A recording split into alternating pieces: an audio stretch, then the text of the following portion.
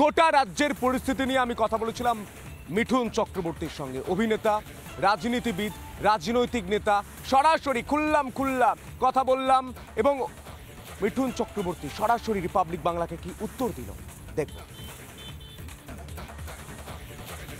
এই মুহূর্তে রিপাবলিক বাংলায় সরাসরি লাইভে রয়েছেন মিঠুন চক্রবর্তী। আমি একটু কথা বলার চেষ্টা করি। মিঠুন বাবু, আজ তো আপনি র্যালিতে হাঁটলেন, রামনবমীর মিছিল, সেই জায়গায় আপনি র্যালিতে দেখতে পেলেন প্রায় 1.5 থেকে 2 লাখ মানুষ একসঙ্গে জয় শ্রীরাম ধ্বনি দিয়ে হাঁটছে। কিন্তু আমরা এই বাংলার মাটিতেই দেখতে পাই জয় শ্রীরাম বলার কারণে কেউ কেউ বলেন যে গালাগাল করা হচ্ছে, রেগে যান।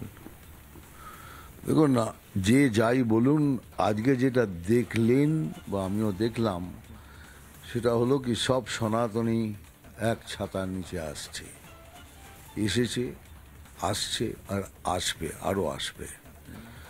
মর্যাদা পুরুষোত্তমের কাছে এটাই আমার অনুরোধ কি উনি যেন আশীর্বাদ করেন, এটা যেন তাড়াতাড়ি হয়। আপনি 2021-এর বিধানসভা, আমি নিজে বিভিন্ন জায়গায় আপনার প্রচারে গিয়েছিলাম, সেখানেও আপনি একটা কথা বলেছিলেন, যদি আমরা 21-এ আমাদের সুযোগ দিন তাহলে আমরা কিন্তু মানুষের সমস্ত কিছু চাকরি থেকে শুরু করে রেশন থেকে শুরু করে সমস্ত সমাধান করব। কিছু সংখ্যাতত্ত্বের জন্য 21-এ সরকার গঠন হয়নি বিজেপি, কিন্তু 26-এ ইলেকশনের আগে 26,000 শিক্ষকের পেটে লাথি পড়েছে, তারা আজ রাস্তায়। এর দায় কাকে নিতে হবে? একদম উইদাউট চোখ বুঝে তৃণমূল সরকারকে, there is no excuse।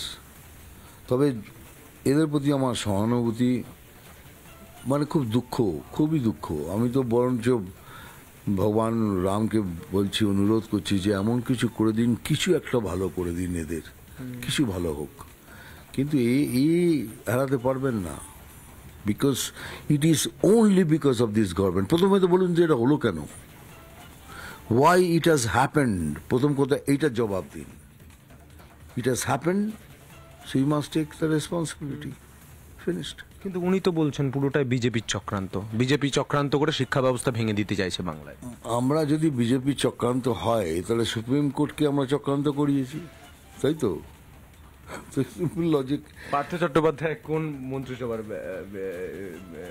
মন্ত্রী? শিক্ষামন্ত্রী। তাহলে বলুন, তার বাড়িতে গিয়ে পয়সা আমরা ঢুকিয়ে এসেছি, সবে আমরাই করেছি, বিজেপি করেছে। কিন্তু এসব বোর্ডে পার পাবেন না, এবার আর পার পাবেন না। মানুষ বুঝে গেছে, ক্লিয়ার কাট বুঝে গেছে কে দিস ইউ প্লেয়িং।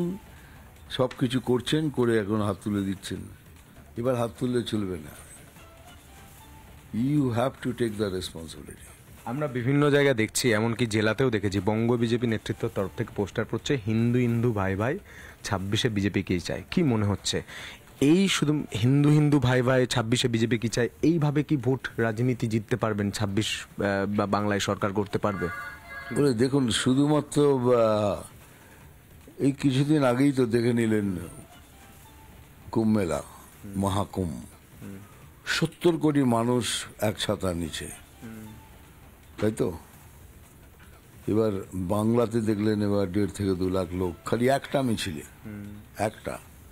আমার মনে হয় পুরো রাজ্য জুড়ে দেখলেন কোটি তো হবেই, প্রায় সংখ্যাতত্ত্ব 1.5 থেকে 2 কোটির সংখ্যা বলছে। তাহলে 1.5 থেকে 2 কোটি লোক খালি নেমেছে খালি রাম ভগবানের পুজো করতে বা রাম ভগবানকে করতে, সেলিব্রেট করতে। এতে কিছু বুঝতে পারছেন না, হিন্ট পাচ্ছেন না। That means what? That means that yes, now time has come, we must be together.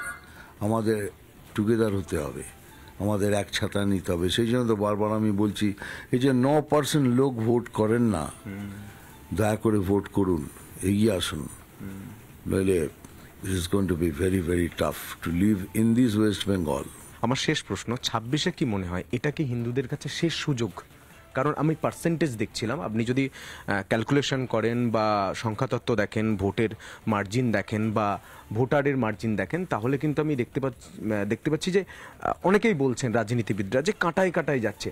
যদি 26 কি শেষ সুযোগ? আমি মিঠুন চক্রবর্তীর কাছে পরিষ্কার জানতে চাইছি।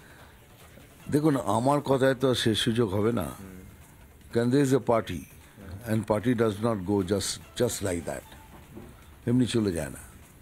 So they remain. হয়তো আমি থাকবো না, কিন্তু পার্টি থেকে যাবে। তো আমি শেষ সুযোগ বলবো না, কিন্তু দুঃখ তো পাবো, নিশ্চয়ই পাবো, কেননা দিস ইজ 26 ইসে এই লড়াইটা আমাদের এমনভাবে লড়তে হবে কি আমরা জিতবই, এইভাবেই লড়তে হবে। বঙ্গ বিজেপি বলছে 5% ভোট ঘুরলেই পুরো চেঞ্জ হয়ে যাবে। 5% না, 3% ঘুরে গেলেই সব চেঞ্জ হয়ে যাবে। কি বলছেন? 3% ঘুরে গেলে চেঞ্জ হয়ে যাবে। সেই জন্যই তো আহ্বান করছি যে 9% যে ভোট দেন না, প্লিজ এবার ভোট দিন। কিন্তু তৃণমূলে তো রামনবমী করছে, মিষ্টি বিলি করছে। আজকেও আমরা দেখলাম শশী পাঁজা, সৌগত রায়, তারাও রামনবমীর মিছিলে হাঁটছেন। কি মনে হয়, তার নেত্রী আমরা দেখতে পাচ্ছি মহাকুম্ভকে মৃত্যুকুম্ভ বলছেন, তিনি রাম নাম শুনে আমরা ভাটপাড়ার ছবিটা দেখেছি। কি মনে হচ্ছে, এটা কি ভয় পেয়ে করছে না এমনি করছে? আমি ওসবে যাবো না, আমি খালি এটুকুই বলবো, হে প্রভু রাম সবকো সুমতি দে ভগবান। খুল্লা কথা বললেন, একাধিক প্রশ্নের উত্তর দিলেন। চরম ব্যস্ততার মধ্যে কলকাতায় এসেছিলেন মিঠুন চক্রবর্তী। আমরা কথা বললাম রিপাবলিক বাংলা সুপার এক্সক্লুসিভ। আপনাদের কথা শোনালো মিঠুন চক্রবর্তী কি ভাবছেন এবং 26-এর নির্বাচনে কি দামামা বেজে গিয়েছে এবং কোন জায়গায় আসল ঘুঁটিটা খেলা হবে সেটা কিন্তু পরিষ্কার ধারে ভারে বুঝিয়ে দিলেন। ভিডিও জার্নালিস্ট মিরাজ আলীর সঙ্গে সন্তু পান, রিপাবলিক বাংলা। নানা ধরনের কন্টেন্ট দেখার জন্য লাইক করুন, শেয়ার করুন আমাদের ফেসবুক পেজ, সাবস্ক্রাইব করুন আমাদের ইউটিউব চ্যানেল। পাশাপাশি অন্যান্য ব্রেকিং নিউজের জন্য অবশ্যই চোখ রাখুন রিপাবলিক বাংলায়।